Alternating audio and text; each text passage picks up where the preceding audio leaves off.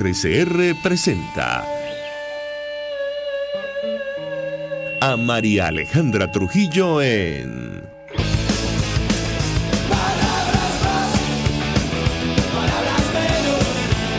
Palabras más, palabras menos.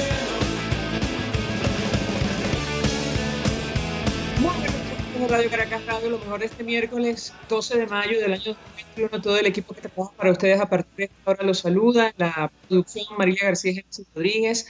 En los controles César Arteaga, quien tendrá el inmenso placer de acompañarles, María Alejandra Trujillo. Saben, ustedes se pueden comunicar desde muy temprano a través de la cuenta en Twitter, @RCR750, seguirnos por el Periscope, por internet, rcr750.com.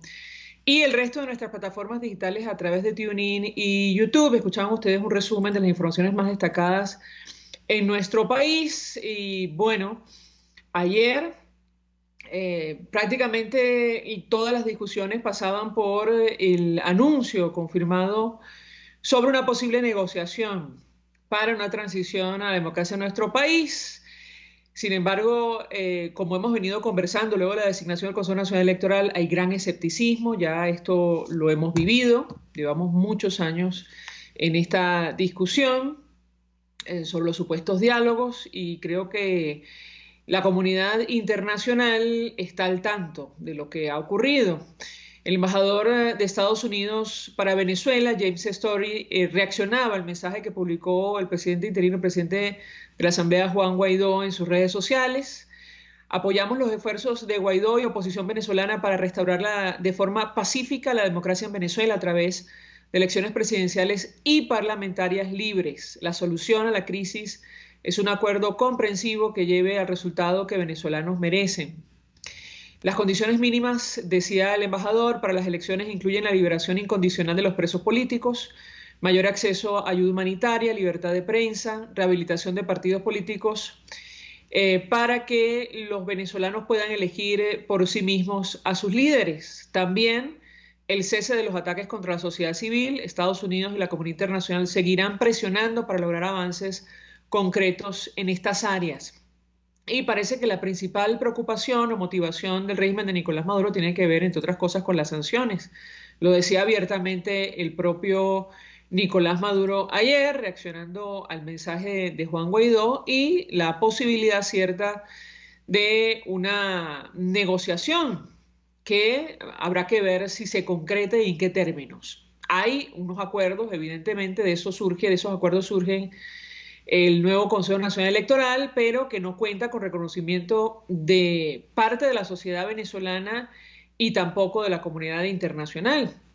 Entonces estamos en un punto, bueno, donde habrá que ver a dónde nos lleva.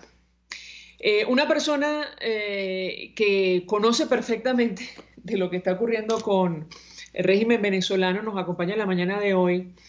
Con él vamos a hablar de un nuevo libro y vamos a hablar de varios temas, pero inicialmente de un nuevo libro que da cuenta de su fuga de Venezuela. Él hoy día es comisionado especial de Seguridad e Inteligencia del gobierno interino de Juan Guaidó. Está en los Estados Unidos, todos lo conocemos, el comisario Iván Simonovich. Le agradezco profundamente haber recibido nuestra llamada tan temprano. Comisario, bienvenido, buenos días. Hola María Alejandra, buenos días. Saludos a ti y a toda tu apreciada audiencia. Gracias por la llamada. Pues mucho interés de conversar con usted acerca de varios temas, pero digamos, el interés inicial tiene que ver con este nuevo libro que se ha publicado, La fuga del prisionero rojo, que narra la experiencia que usted tuvo durante su detención y lo que fue la posterior huida. Ya existía un libro, El prisionero rojo, que daba cuenta de sus condiciones, cómo estuvo usted detenido bajo las órdenes del régimen venezolano, pero entiendo que ahora se ofrecen detalles en este nuevo libro sobre su vida. Bienvenido, comisario, ¿qué puede compartir con nosotros? Lo escuchamos. Sí, bueno, fíjate, es poco más o menos lo que tú estás diciendo. Yo en el año 2013 salió publicado mi libro El prisionero rojo.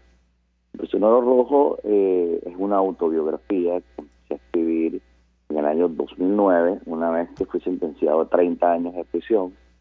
Tardé casi 4 años en escribirla y poder sacarla por parte de las celdas del SEBIN de una forma, obviamente. Perdimos comunicación, estamos hablando con el comisario vía telefónica, así que comprenderán, vamos a tratar de restablecer el contacto. Bueno, él estaba narrando este nuevo libro que es una continuación efectivamente del primero que salió publicado. Él todavía estaba detenido en 2013. De ese libro, del primero, que dijo, que escribió el embajador Guillermo Cochés, embajador de Panamá, en el diario El País de España. Él decía: Simonovich, la crueldad de un régimen malvado.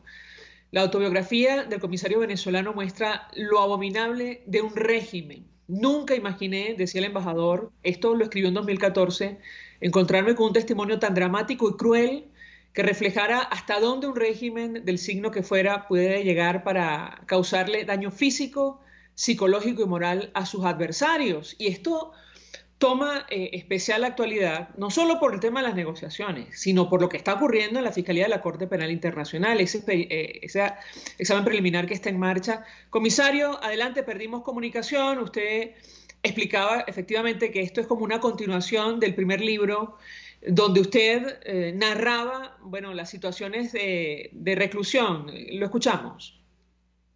Sí. Entonces, bueno, ahí empecé a escribir ese libro en el año 2009, en el año 2013 lo salió publicado. Este libro narra, pues, un porte, como dije, es una autobiografía, parte de la historia de mi vida, que va desde muy joven, cómo me interesaba el mundo policial, la familia, cómo conocí a mi esposa, a mis tíos, mi trayectoria en el cuerpo técnico. Caramba, vamos a ver si tenemos suerte, porque nos interesa mucho conocer el testimonio del comisario Iván Simonovich. Además, su historia, que efectivamente es digna no solo de un libro, yo le diría que de una película, porque él, bueno, se preparó como policía, como investigador, tuvo un papel como director de seguridad de la alcaldía metropolitana, o al menos ocupaba ese cargo en el momento que ocurren los hechos del 11 de abril. Él no estuvo cerca del área de los disturbios. Sin embargo, bueno, por razones evidentemente políticas, lo señalaron como responsable en un caso plagado de irregularidades, yo les diría que desde el principio hasta el final. Pasa el calvario que conocemos, que narra en este libro y en el anterior, y bueno, logra escapar, hoy está en Estados Unidos y es comisionado especial de inteligencia y seguridad. A ver si tenemos la tercera de la vencida, comisario. Suerte, lo escuchamos.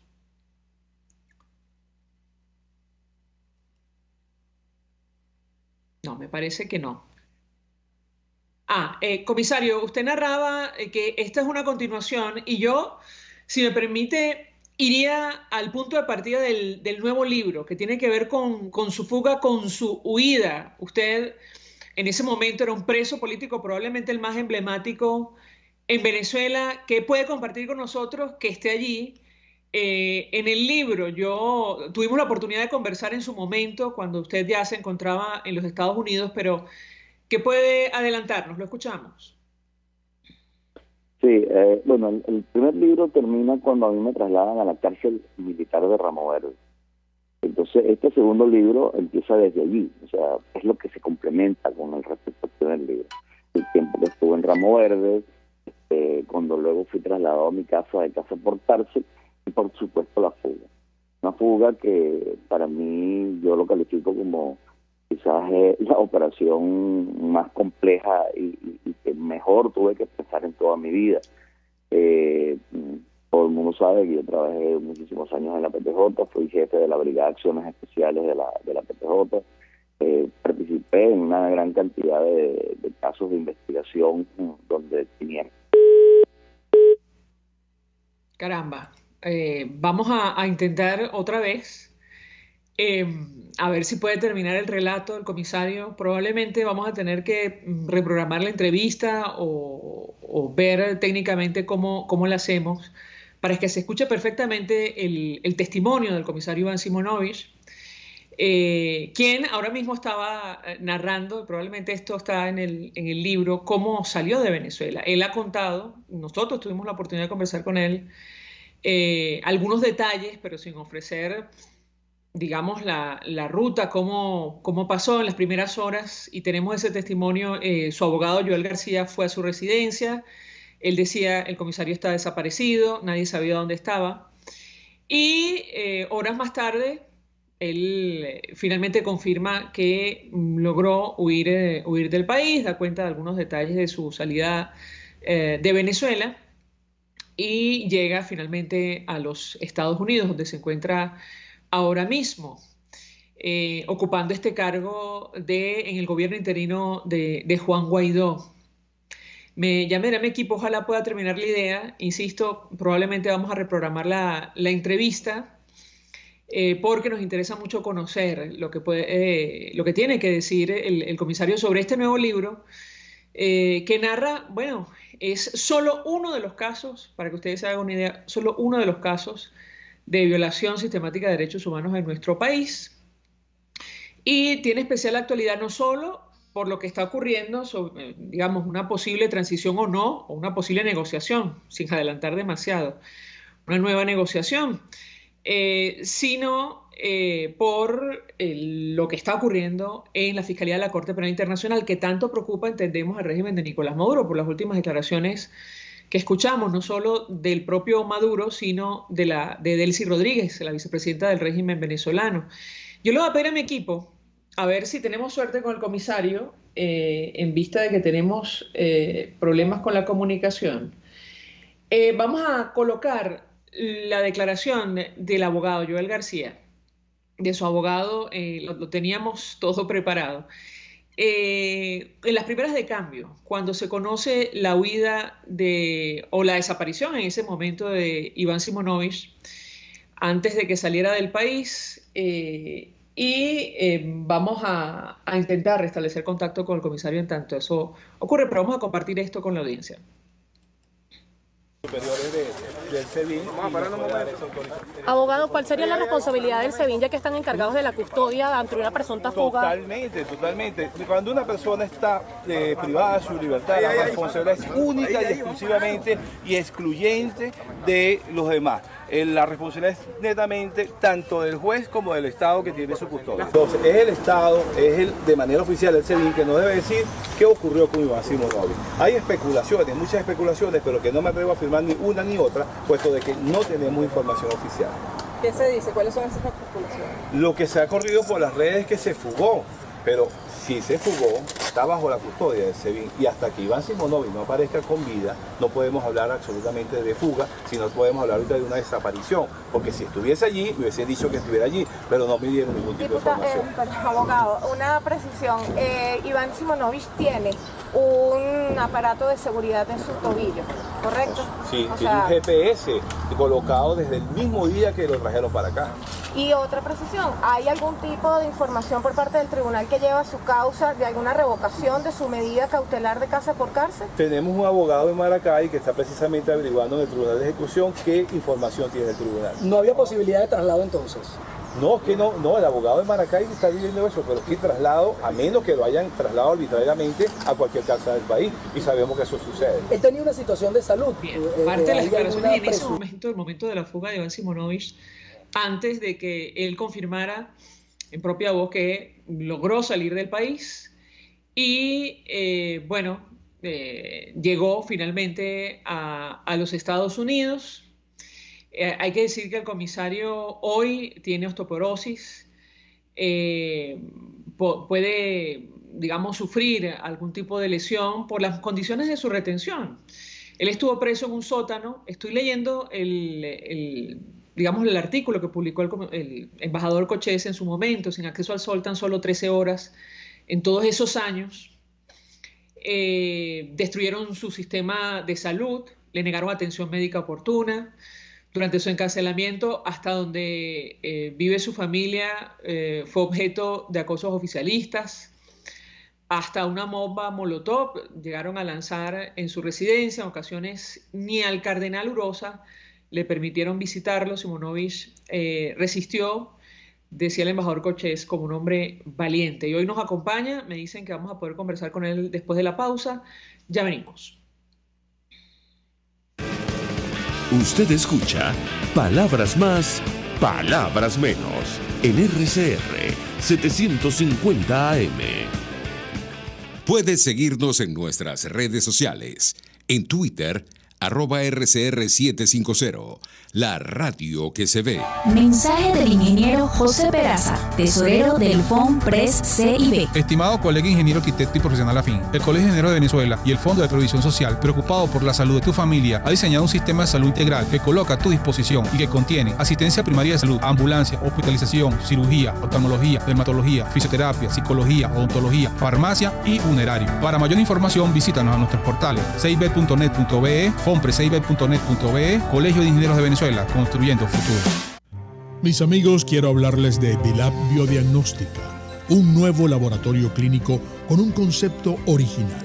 Además de estar dotado con los equipos de la más reciente tecnología y el personal de más alta calificación, Dilab Biodiagnóstica te ofrece ambiente y trato amables y los precios más económicos en todos tus exámenes de laboratorio. Pide tu cita en el 0212-945-5788. Dilab Biodiagnóstica. Precisión y confianza en laboratorio clínico. Todos las piensan, todos las escuchan y María Alejandra Trujillo te las dice. Palabras más, palabras menos. Continuamos, amigos. Palabras más, palabras menos. Tenemos al comisario Iván Simonovich vía Zoom. Gracias, comisario, por permanecer con nosotros. Y usted contaba, antes de ir a la pausa, acabamos de reponer las declaraciones que inicialmente ofreció Joel García, su abogado, cuando se conoció de su fuga. En ese momento, él presumía que podía ser una desaparición y luego usted mismo confirmó que había logrado salir de Venezuela para llegar a los Estados Unidos. ¿Qué puede decirnos acerca de ese espacio de tiempo, comisario, que entiendo forma parte del nuevo libro que ha publicado? Lo escuchamos. Sí, bueno, gracias de nuevo a María Alejandra.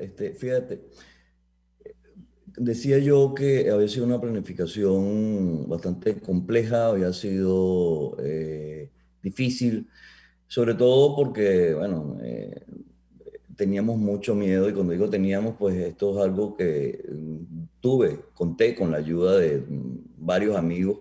Se podrá imaginar el nivel de amigos que son, ¿no? Personas a quienes les debo realmente muchísimo. Por eso, pues hay detalles en la fuga que no pueden ser revelados, porque parte de las personas que estuvieron conmigo son efectivos policiales activos, así como algunos militares incluso.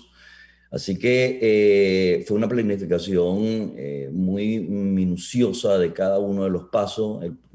Fue una operación que se dividió en 5 partes, cada una de ellas tenía sus particularidades. Desde el momento inclusive de cómo salir de la casa había que ser muy detallista. En todo momento una cuestión que teníamos perfectamente clara, que era que había que evitar cualquier tipo de confrontación.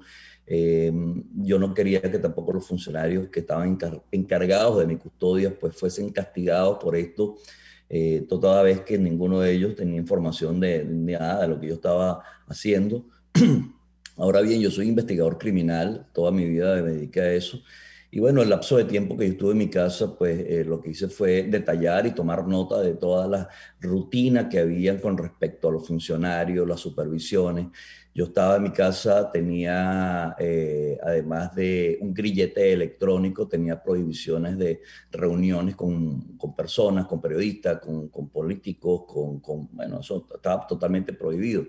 Y además de eso se me tomaban fotografías 4, 5, 6, hasta 7 veces al día para verificarme que yo estaba ahí en la casa.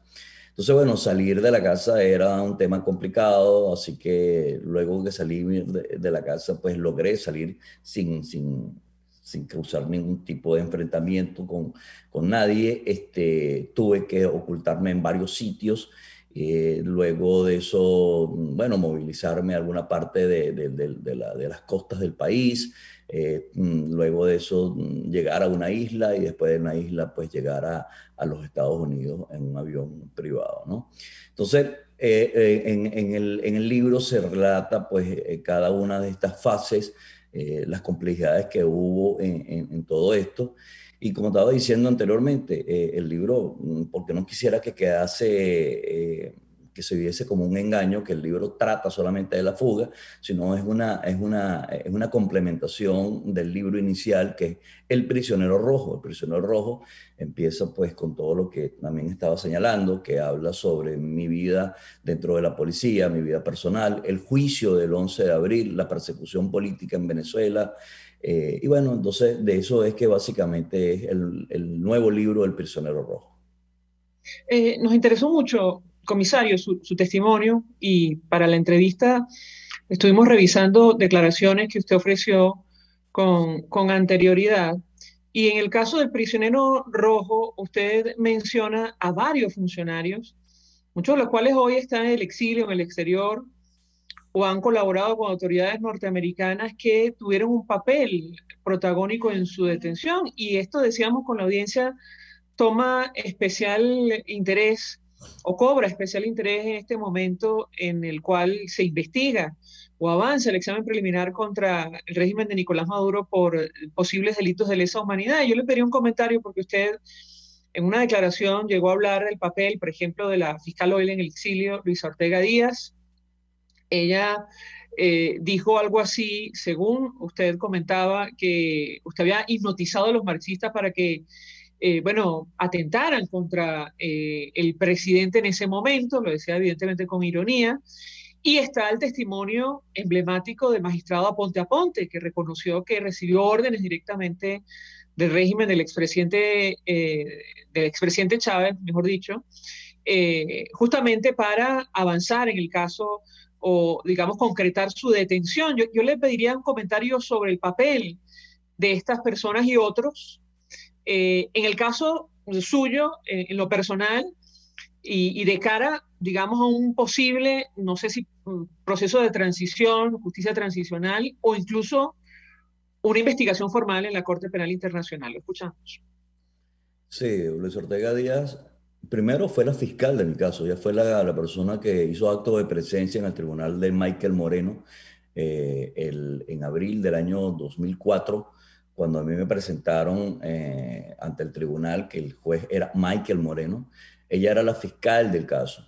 Luego resultó ser fiscal en general en Venezuela.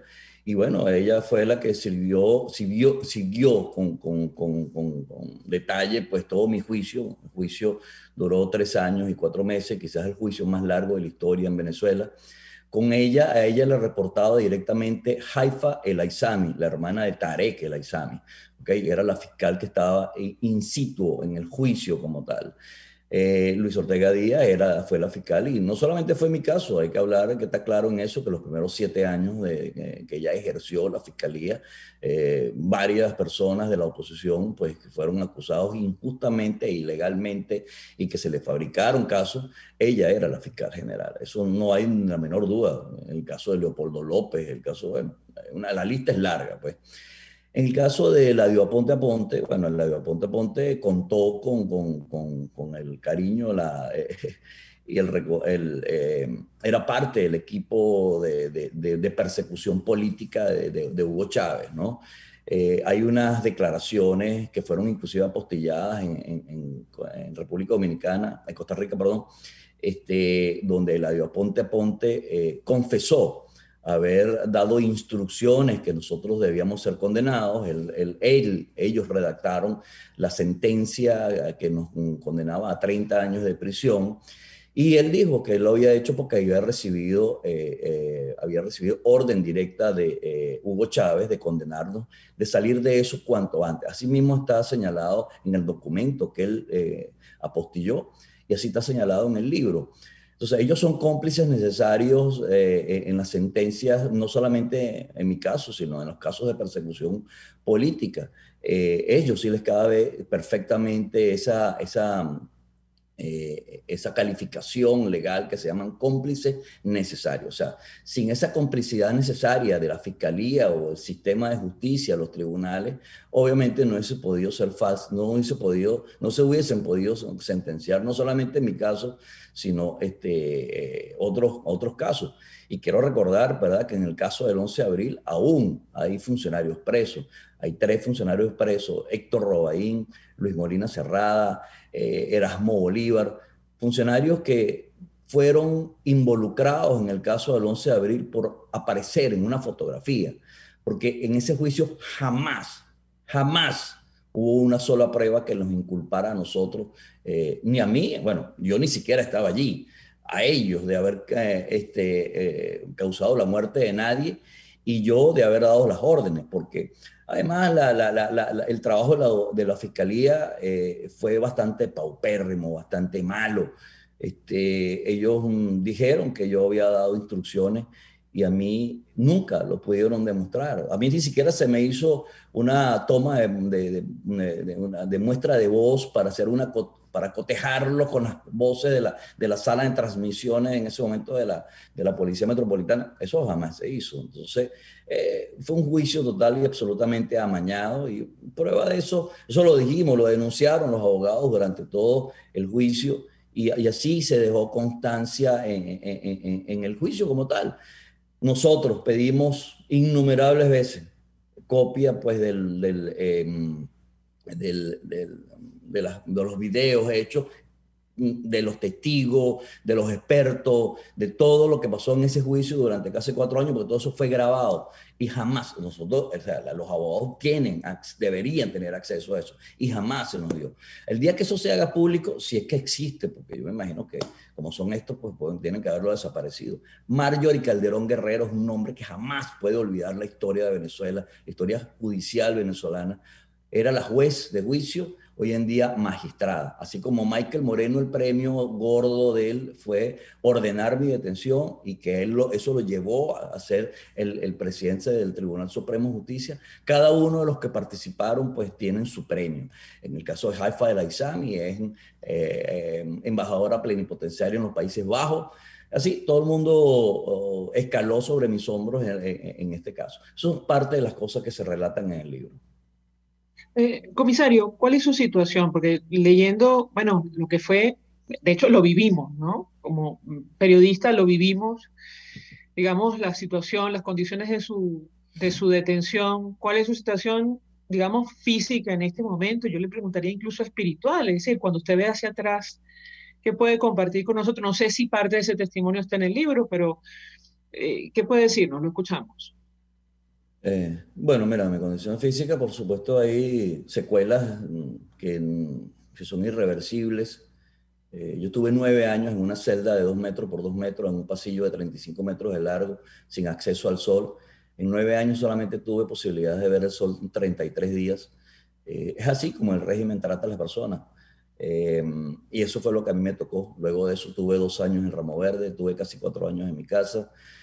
Una de las razones por las que al final tuvieron que llevarme a mi casa era porque un grupo de médicos del hospital militar certificaron que yo padecía de por lo menos 19 patologías.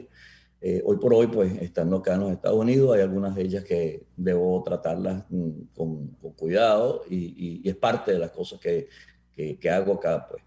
En relación a mi estabilidad mental, gracias a Dios, yo soy una persona bastante fuerte. Además, soy de una profesión que te obliga a tener una estructura mental sólida para poder tomar decisiones y para poder actuar, decidir, mantenerte coherente. Así que yo hay algo que tengo, un lema, se lo digo a mis hijos, se lo digo a mis amigos, está en el libro. Para mí la vida es como ir en una carretera. Uno en la carretera hay cualquier cantidad de cosas, te puedes conseguir con baches, te puedes conseguir con subidas, te puedes conseguir con una bajada. Cada una de esas obliga a que tú cambies la forma de cómo conducirte, ¿ok? Pero también cuando conduces tienes un espejo de retrovisor. Lo que tú no puedes hacer en la vida es mantener la vista puesta en el espejo de retrovisor, es decir, viendo sobre todo lo que sucedió. A mí lo que sucedió, y yo sigo hacia adelante viendo el futuro, rehaciendo mi vida. esperando lo mejor, hago mi mejor esfuerzo en este cargo que tengo como comisionado de Seguridad e Inteligencia del gobierno interino. Bueno, nada, es la forma como yo veo las cosas, ¿no? O sea, uno no... El que se queda pegado en el espejo retrovisor lo que hace es llenarse de odio, y el que se llena de odio lo que hace es que, como las personas que no sudan, que se llenan de toxina. Y yo ni me lleno de toxina ni tengo la vista puesta en el espejo retrovisor. Comisario, sin comprometer su cargo, tengo que preguntarle cómo ve usted, porque, digamos, tiene esa doble situación.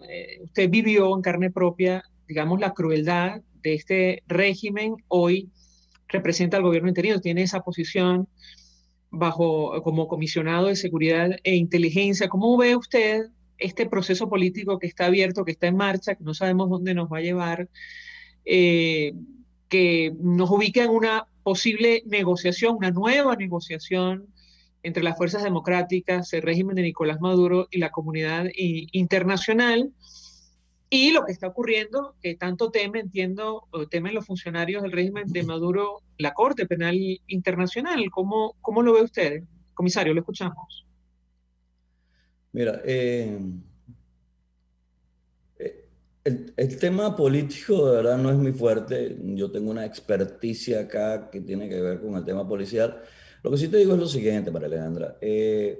Partimos del principio que Venezuela está bajo una situación de rehén, donde el jefe del grupo, un grupo criminal liderizado por Nicolás Maduro, pues mantiene secuestrada a 25 millones de personas, porque 5 de ellas tuvieron que salir huyendo para sobrevivir, no de vacaciones ni de turismo.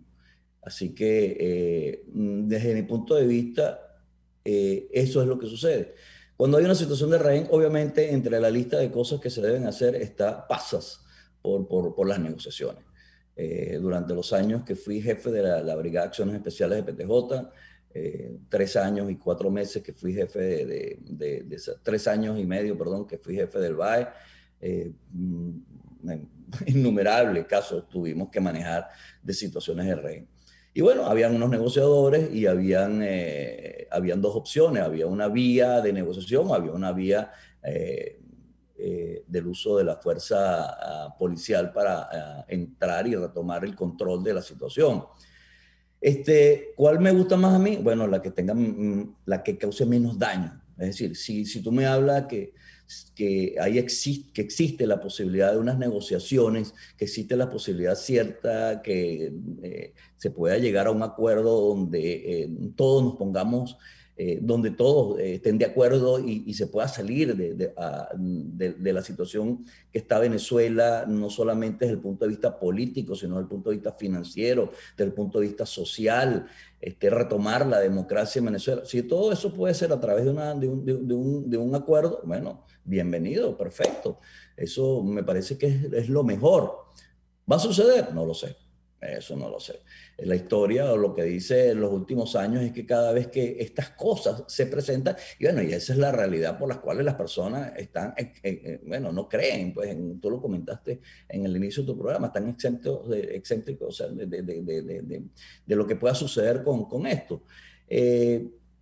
Yo les deseo mucha suerte, de verdad. Yo pienso que el éxito de esas negociaciones es el triunfo de lo que se ha estado buscando, que es el retorno a la democracia, y si eso es así, bienvenido, porque eso es lo que necesita mi país, eso es lo que necesitamos todos los venezolanos, los que estamos afuera y los que están adentro, esa es la realidad.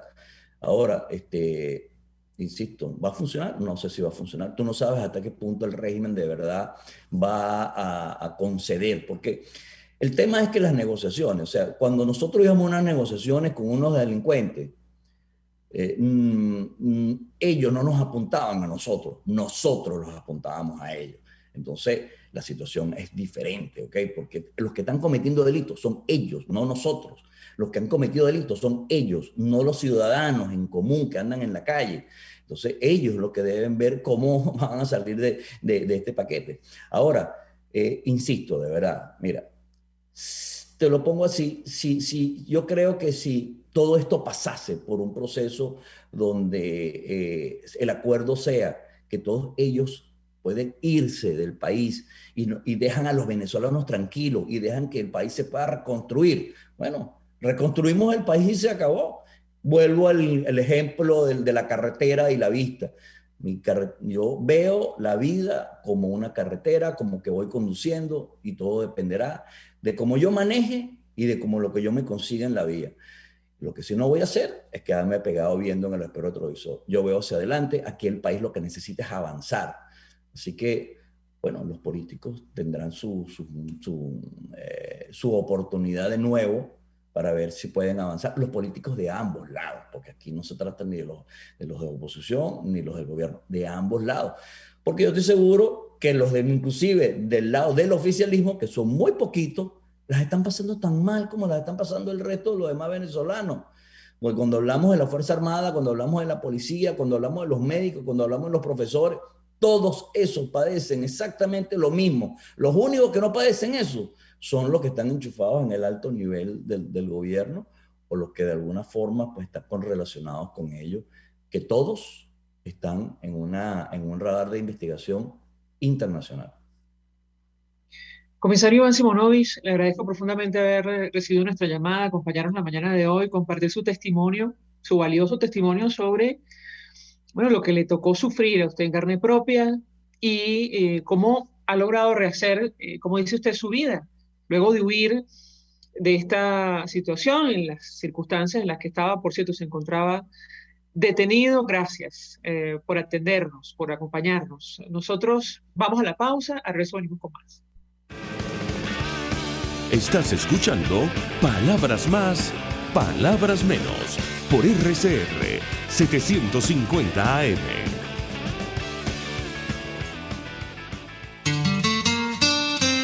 RCR 750 AM, porque lo bueno une.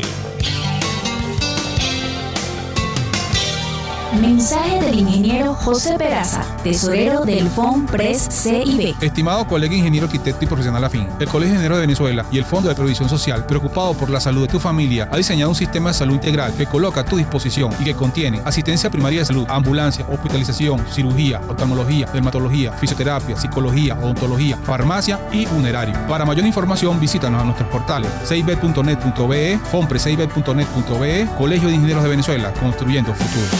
En Global Therapy seguimos comprometidos con tu rehabilitación física, te ayudamos a recuperarte de tu postoperatorio y en el alivio del dolor. Búscanos en el Centro Comercial Multiplaza Paraíso Nivel Empresarial 2 a través de Twitter e Instagram o llámanos al 0412-256-1104. Y no olvides lavarte las manos con agua y jabón y cumplir con el distanciamiento social. Global Therapy y despídete del dolor. Amigos, quiero recomendarles el maravilloso servicio de talabartería y zapatería principal. Todo en reparación de artículos de cuero, pero también tela sintético y lona. ¿Quieres rescatar maletas, maletines, morrales o quieres embellecer tus zapatos y carteras? Talabartería y zapatería principal. Visítalos en el Centro Comercial Galerías de Prados del Este. Talabartería y zapatería principal. El arte de trabajar el cuero. Voz de América. Información precisa, completa, veraz, objetiva e independiente. Directo a tu pantalla. De lunes a viernes a las 2 de la tarde por RCR 750. Pluralidad contigo. Respeto contigo. Responsabilidad contigo. Libertad contigo. Estamos contigo y punto. De lunes a viernes a la 1 de la tarde. Contigo. Solo por RCR 750 AM. Porque lo bueno une. Ellos y que no saben nada. Y así nos va. El espacio donde se tocan los temas más candentes de interés político y nacional. Y así nos va. En este programa, la picardía y el humor inteligente son los protagonistas. Pura cabilla. Lara y Hernández descosen y revelan los secretos más oscuros del acontecer político. Y así nos va. De lunes a viernes a las 4 de la tarde. Por RCR 750 AM. Moisés Naim en Efecto Naim. Hola, soy Moisés Naim desde Washington. conéctese a rcr.tv. También nos puede seguir por @Efecto Naim en Twitter y estamos en Facebook y en Instagram. Y no olvide que puede disfrutar todos los contenidos del programa cuando usted quiera, suscribiéndose a nuestro canal de YouTube. Nos vemos en la radio. Los miércoles y viernes a las 7 de la noche. Solo por RCR 750 AM. RCR 750 AM. Porque lo bueno une.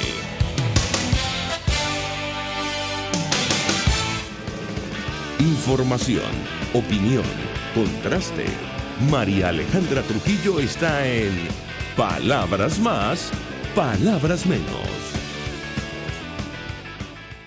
Amigos, palabras más, palabras menos. Y bueno, luego de esta conversación con el comisario Iván Simonovich, él, sobre este nuevo libro, La fuga del prisionero rojo, él expresaba su opinión en, bueno, ese doble papel que tiene como víctima del régimen venezolano de violación a derechos humanos durante años, y como comisionado especial para la seguridad e inteligencia del gobierno interino Juan Guaidó, sobre lo que ha ocurrido en las últimas horas, que es la noticia, digamos, lo que se discute ahora mismo en redes sociales en nuestro país, y tiene que ver con la posibilidad de una nueva negociación. Ayer el presidente encargado del presidente de la Asamblea, Juan Guaidó, hablaba de un acuerdo de salvación nacional. Esto consistiría en una negociación entre las fuerzas democráticas legítimas de Venezuela, el régimen y las potencias internacionales, y no sabemos en qué términos, obviamente. Hemos escuchado la reacción de Nicolás Maduro, y hay confirmación de acercamientos entre la Asamblea Nacional electa legítimamente en 2015 y, bueno, personas del círculo cercano de Maduro. Nos interesa conocer la opinión de nuestro siguiente invitado al respecto. Él es abogado, profesor universitario, forma parte de Vente Venezuela y de Soy Venezuela. El doctor Perkins Rocha nos acompaña. Gracias por atendernos. Buenos días.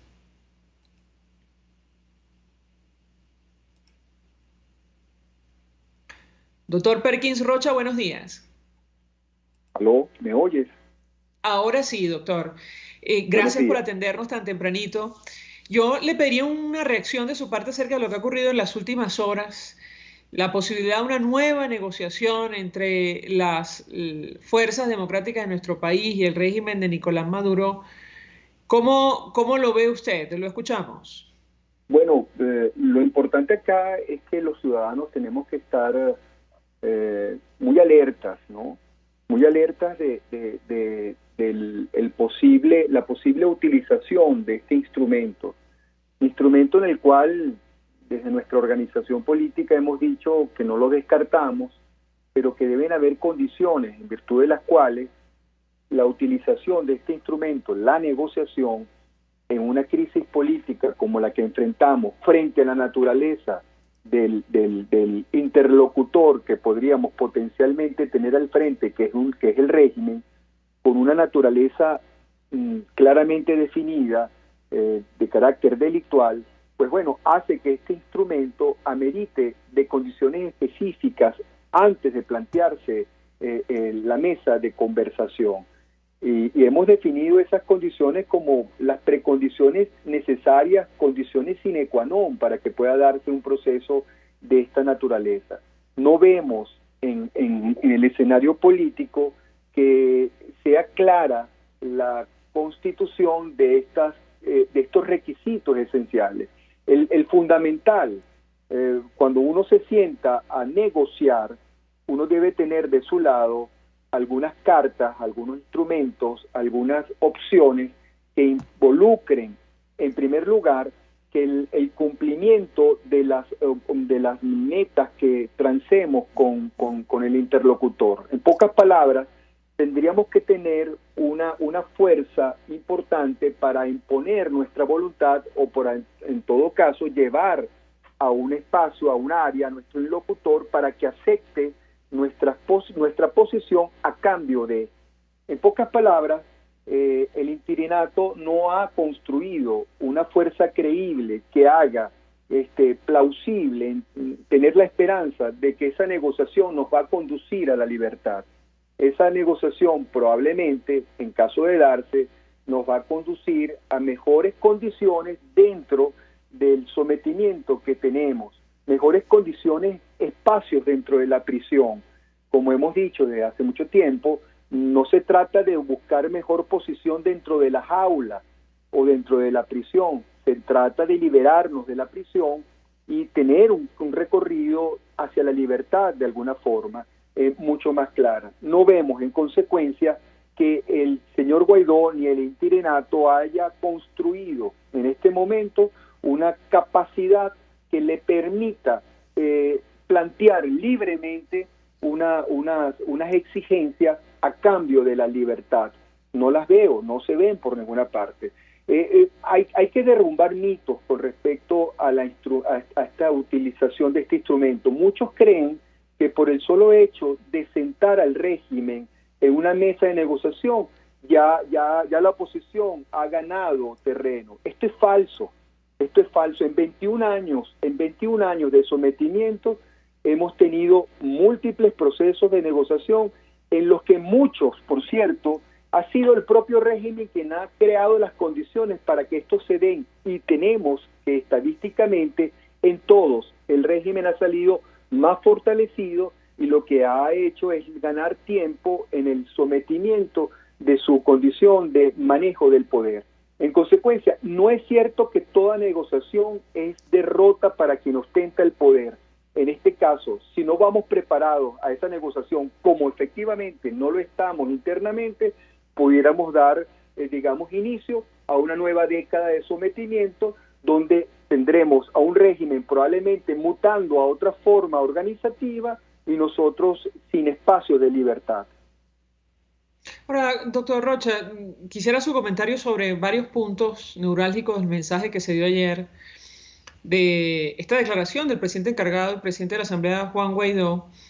Él hablaba efectivamente de una nueva negociación con las fuerzas democráticas y el régimen y las potencias internacionales. Yo le pediría un comentario sobre este tema en específico. Él lo ponía en los siguientes términos: si esto no ocurre, bueno, lo que viene es incremento de sanciones, bloqueo del financiamiento del paraestado, justicia internacional, la CPI, plataforma internacional. Sin embargo, varias de estas cosas llevan su propio curso. ¿Qué puede decirnos? Lo escuchamos. Bueno, voy a empezar por el final. La justicia internacional es innegociable. No puede ni el señor Guaidó ni ninguna potencia incidir en el curso de esos procedimientos, particularmente los que se están tramitando en la Corte Penal Internacional. Eso no puede formar parte de ningún arreglo, de ninguna negociación, porque esos son, procesos que se iniciaron y que ya están en una etapa de simplemente demostrar si se hizo algo para detenerlo. Son delitos de lesa humanidad, son delitos que de oficio, de orden público, que es imposible detenerlo. Evidentemente, tenemos por parte concreto de los Estados Unidos de América una posición de Estado bipartidista firme con las sanciones. Evidentemente, eso sería la única, elemento que tiene el gobierno interino para amenazar de alguna forma al régimen. Sin embargo, el régimen ha demostrado desde hace más de 4 o 5 años las vías de escape de carácter financiero y comercial que ha tenido contra esas sanciones. El régimen no ha detenido su flujo interno de recursos mal habidos, con extracción ilegal de recursos minerales y con otros mercados ilícitos y delictuales que ha puesto sobre la mesa y por donde fluye dinero para mantenerse en el poder.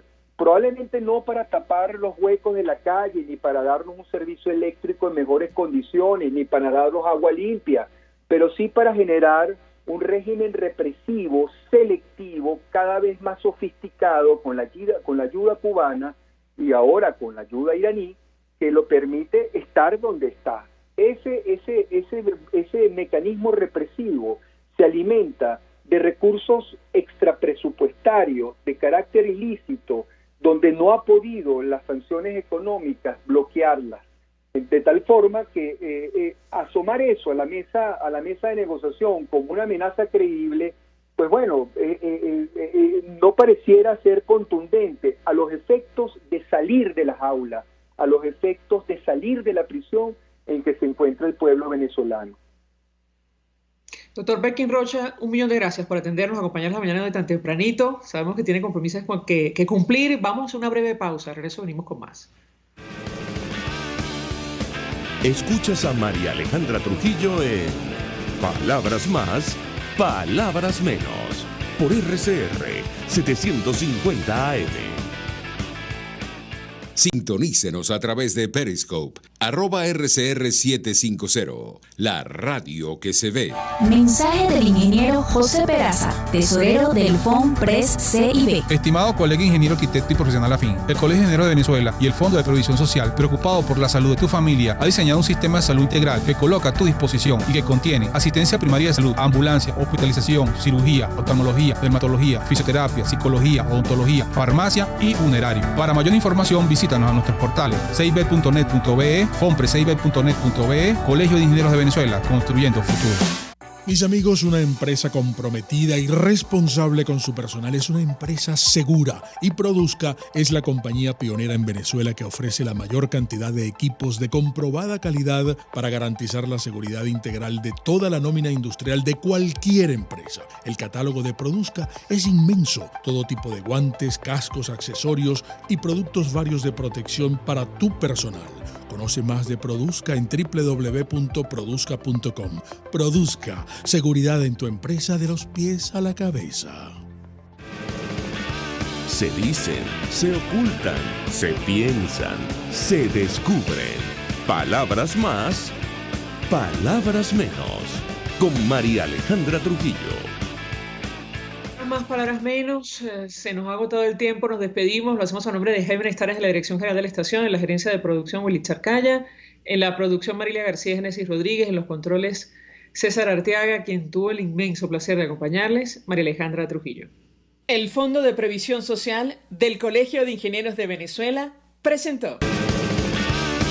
RCR presentó Palabras más, palabras menos. RCR 750 AM.